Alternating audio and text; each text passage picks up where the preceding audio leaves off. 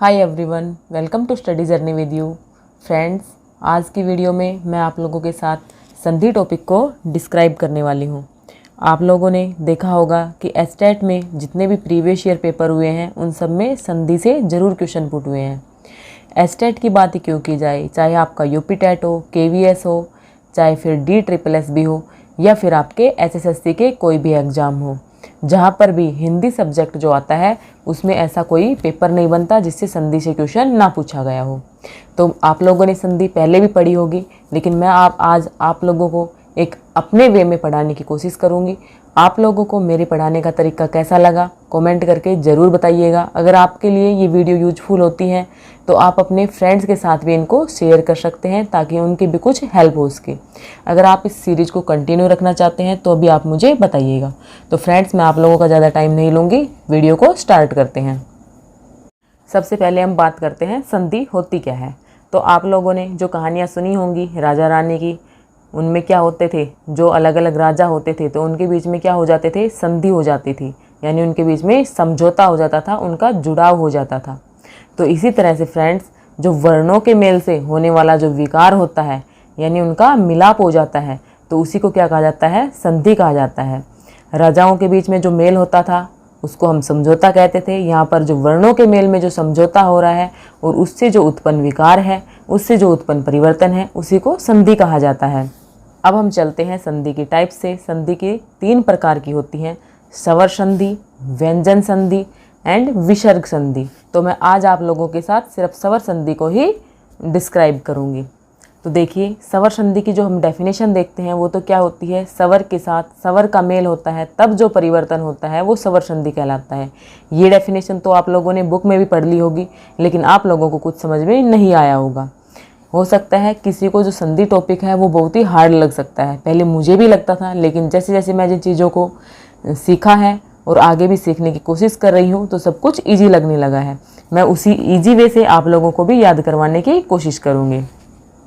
देखिए फ्रेंड्स, जो स्वर और व्यंजन होते हैं वो तो आप सब लोग जानते ही होंगे कि स्वर और व्यंजन क्या होते हैं। अगर आप लोग स्वर और व्यंजन के बारे में भी नहीं जानते हैं तो आप लोग मुझे कमेंट कीजिएगा, मैं उस पर भी एक वीडियो अलग से बना दूंगी। यहाँ पर मैं आप लोगों को संधि के बारे में बता रही हूँ, तो मैं आप लोगों को बताती हूँ कि जो स्वर होते हैं हमारे 11 स्वर होते हैं, ऐसे लेकर औ तक हमारे स्वर होते हैं। तो आप लोग देखिए, विद्यालय जो एक शब्द है विद्यालय, ये देखिए जुड़ा हुआ है। जब हम इस शब्द को जब तोड़ते हैं तो हमारे पास क्या आता है, विद्या प्लस आल्य।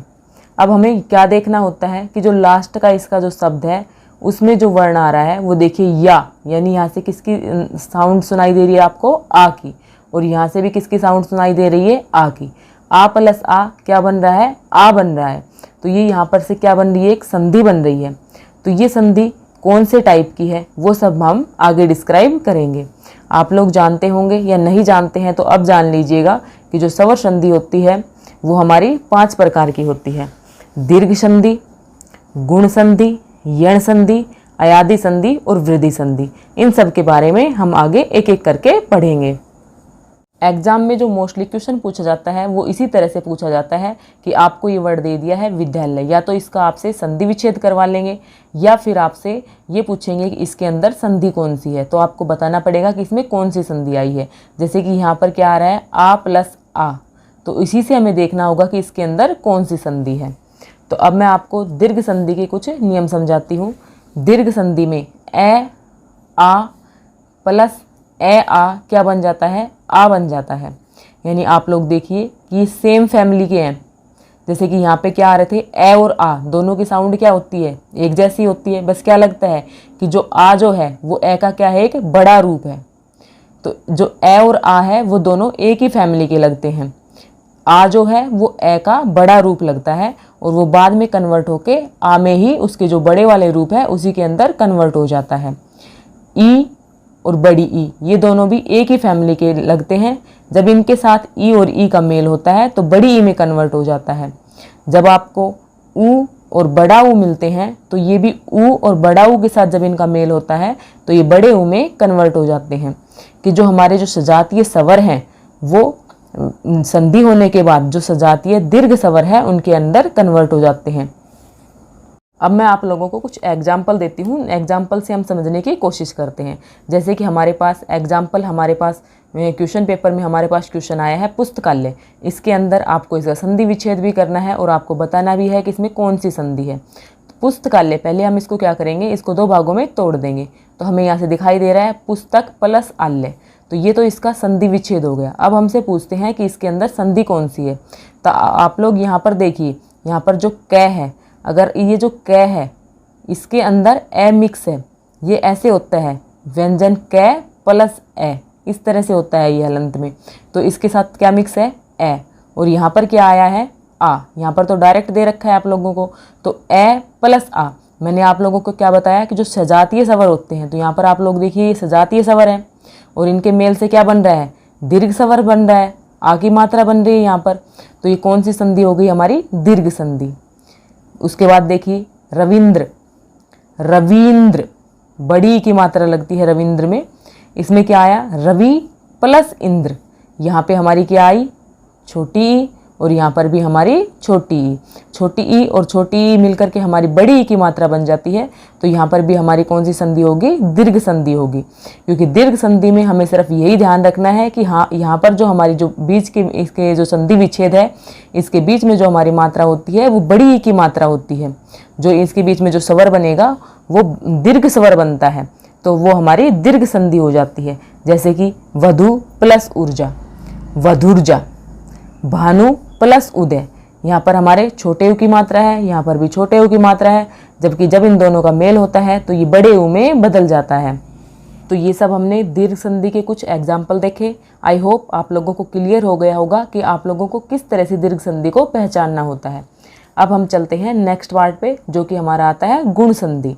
गुण संधि में आप लोग देखिए, जो अभी आपने पढ़ा था ए आ, ए आ, ए आ, यहाँ पर ए आ ही चलते हैं, जबकि इसके साथ जो मैच होता है वो एक बार ई और बड़ी ई का हो सकता है, जो कि हमारी किसकी मात्रा बन जाती है, जो कि हमारी ए की मात्रा बन जाती है। हमारा ए आ के साथ ऊ या बड़ा ऊ का मेल होता है तो वो हमारी ओ की मात्रा बन जाती है, और जब ए और आ के साथ री का मेल होता है तो वो हमारा अर बन जाता है। ये गुण संधि के नियम तो आप लोगों ने बुक में भी पढ़ लिए होंगे, लेकिन हम इनको एग्जाम्पल से समझने की कोशिश करते हैं। जैसे कि हमें क्वेश्चन पेपर में हमारे पास क्वेश्चन दिया हुआ है नरेंद्र। नरेंद्र को जब हम तोड़ते हैं, जब हम इसका संधि विच्छेद करते हैं, तो हम क्या पाते हैं, नर प्लस इंद्र। अब हमें यहाँ पर देखना है, यहाँ पर आगे क्या आया हुआ है, ए, रे प्लस ए। अब ए के साथ अगर हमारा सजातीय स्वर होता, ए के साथ ए होता या फिर आ होता, तब तो हमारी दीर्घ संधि बन जाती है, लेकिन ऐसा नहीं है। ए के साथ हमारी ई की मात्रा आई हुई है, यानी ऐसे कुछ हट करके उसका सजातीय स्वर नहीं आया है। और ए और ई हम जानते हैं कि मिलकर के ए की मात्रा बन जाती है, तो नरेंद्र बन जाता है। तो यहाँ पर पे हमारी गुण संधि हो जाएगी। नेक्स्ट एग्जाम्पल से समझाती हूँ आप लोगों को, देवर्षि। अब हमारे पास क्वेश्चन पेपर में आ गया देवर्षि। तो देवर्षि का पहले हमें संधि विच्छेद करना पड़ेगा। देवर्षि का संधि विच्छेद होता है देव प्लस ऋषि। अब आप लोगों ने यहाँ पर देखा देव, यानी इसके अंदर क्या शामिल है, ए प्लस री। जब ए और री को साथ में जोड़ा जाता है तो वो क्या बनता है, अर बनता है। और ये हमारा किस संधि में बनता है, गुण संधि में बनता है। आप लोग ध्यान रखिएगा कि जब हमारे सजातीय स्वर एक साथ आते हैं तब हमारी दीर्घ संधि होती है। फिर हम लेके चलते हैं ए और आ को, और उसके साथ हमारी ई की मात्रा आ जाए, चाहे बड़ी या छोटी, या ऊ की मात्रा आ जाए या फिर री आ जाए, तब हमारी गुण संधि होती है। अब हम लोग बात करते हैं वृद्धि संधि के बारे में। वृद्धि संधि अभी हमारा ए और आ के साथ ही मैच चल रहा है। दीर्घ संधि में आपको एक बार रिवाइज करवा देती हूँ, ए और आ के साथ ए और आ का ही मैच हो रहा था। गुण संधि में ए और आ के साथ ई और ऊ की मात्रा छोटी बड़ी और री का मेल हुआ था। अब इससे आगे क्या आ जाता है, ए और आ के साथ हमारी ए की मात्रा और ऐ की मात्रा का मैच होता है, जो कि मिक्स होने के बाद, संधि होने के बाद ऐ की मात्रा में बदल जाता है। ए और आ के साथ ओ और औ की मात्रा का मैच होता है, जो कि हमारा औ में बदल जाता है। जैसे कि हम एग्जाम्पल से समझते हैं, मतेकता। जब हम इसको तोड़ते हैं तो हमारे पास आता है मत प्लस एकता। अब यहाँ पर आप लोग देखिए ये क्या है, तय प्लस ए प्लस ए, ए प्लस ए क्या बन गया, ऐ की मात्रा बन गया, तो ये हमारा वृद्धि संधि है। इसी तरह एकक, एक प्लस एक, ए प्लस ए की मात्रा यहाँ पर भी ऐ की मात्रा बन जाती है। जैसे कि ये एग्जाम्पल बहुत ज़्यादा पूछा जाता है, सदा प्लस एव, सदैव। यहाँ पर हमारी आ की मात्रा आई है और आ के साथ हमारी ए की मात्रा आई है, तो इन दोनों के मेल से हमारा सदैव बन जाता है। इसी तरह से आपने एक और एग्जाम्पल देखा होगा, महा प्लस ईस। महा प्लस ईस को जब हम कन्वर्ट करते हैं तो क्या बनता है, महेश। ये जो हमारा एग्जाम्पल है ये कौन सी संधि का है, मैं आप लोगों से पूछूं तो आप लोग बताइए वीडियो को पॉज करके, ये कौन सी संधि का है। यहाँ पर क्या आया हमारा, आ की मात्रा, यहाँ पर ई की मात्रा।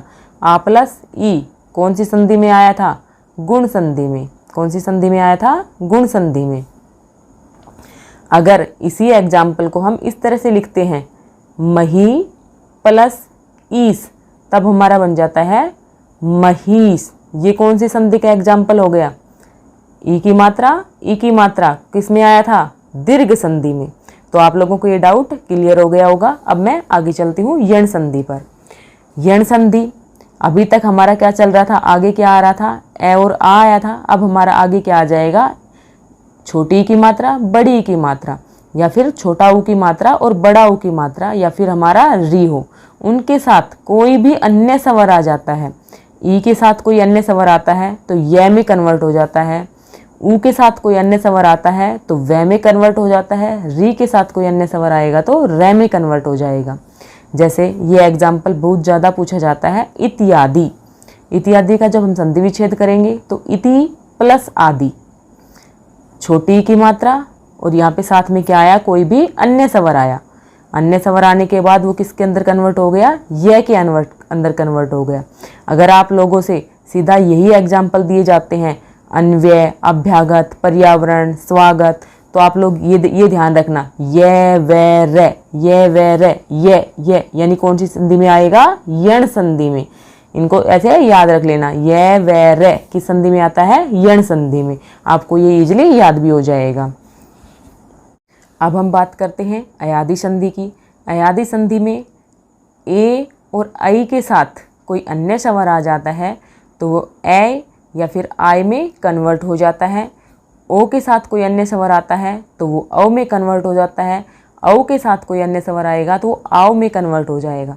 जैसे कि एग्जाम्पल से देखने की कोशिश करते हैं। एग्जाम्पल हमें क्वेश्चन पेपर में दिया हुआ होगा, नैन। इसका संधि विच्छेद कीजिए और इसके अंदर जो आपको संधि है उसका नाम भी बताना है। नैन, जब हम इसका संधि विच्छेद करते हैं तो हम पाते हैं ने प्लस अन। अब यहाँ पर देखिए किसकी मात्रा आ रही है, ए की मात्रा आ रही है। ए के साथ ए का विलोप हो रहा है तो यहाँ पर हमारी क्या बनेगा, ऐ बन जाएगा। क्या बन जाएगा, ऐ। और कौन सी संधि हो जाएगी, अयादि संधि हो जाएगी। भवन, भवन का देखिए आप लोग, भो प्लस अन, ओ प्लस ए, ओ प्लस ए, ओ के साथ अन्य स्वर क्या बन जाता है हमारा, औ। और कौन सी संधि हो जाती है, अयादि संधि। तो मैंने आप लोगों को ये एग्जाम्पल बताए हैं, आप लोग इनको अच्छे से देख लीजिए। मैं कोशिश करूँगी कि इन सब एग्जाम्पल की आपको PDF डलवा दूँ। बार मैं आप लोगों का लास्ट में एक थोड़ा सा शॉर्ट रिवीजन करवा देती हूँ जिससे आप चीज़ों को अच्छे से याद रख पाएँ। आप भी इस तरह से शॉर्ट नोट्स बना सकते हैं जिस तरह से मैंने बनाए हुए हैं। स्वर संधि के पहला पार्ट जो था हमारा क्या था, दीर्घ संधि। फटाफट से करेंगे। ए प्लस ए, आ, ई प्लस ई, बड़ी ई, ऊ प्लस ऊ, ऊ। यानी कैसे स्वर थे, सजातीय स्वर। सजातीय स्वर में कौन सी संधि होती है हमारी, दीर्घ संधि। उसके बाद हमारी संधि थी गुण संधि। गुण संधि के अंदर आगे तो हमारा ए और आ था, जबकि उसके साथ जो मैच हुआ था वो ई और ई का हुआ था, ऊ और ऊ का हुआ था। और मैच होने के बाद हमारा ए और ओ बन रहा था। ए आ के साथ मैच होने के बाद री के साथ अर बन रहा था, तो वो हमारी यण संधि थी। वृद्धि संधि में यानी वृद्धि, यहाँ पर हमारी क्या होगी, बड़ी मात्रा आ जाएंगी। ए और आ के साथ ए और आई की मात्रा आने से आई में कन्वर्ट हो जाएगा। ए और आ के साथ ओ और औ की मात्रा आने से औ में कन्वर्ट हो जाएगा। वृद्धि, वृद्धि का मतलब बड़ा, और भी बड़ा, यानी सबसे ज़्यादा बड़ा। तो ए में एक तो ए होती है हमारी और एक आई होती है, तो जो बड़ी मात्रा होती है वो आई की होती है। इसी तरह से जो यण संधि है उसके अंदर हमारा ई और बड़ी ई, ऊ और बड़ा ऊ, री के साथ जब हमारा कोई भिन्न स्वर आ रहा था तो वो य, व और रे में कन्वर्ट हो रहा था।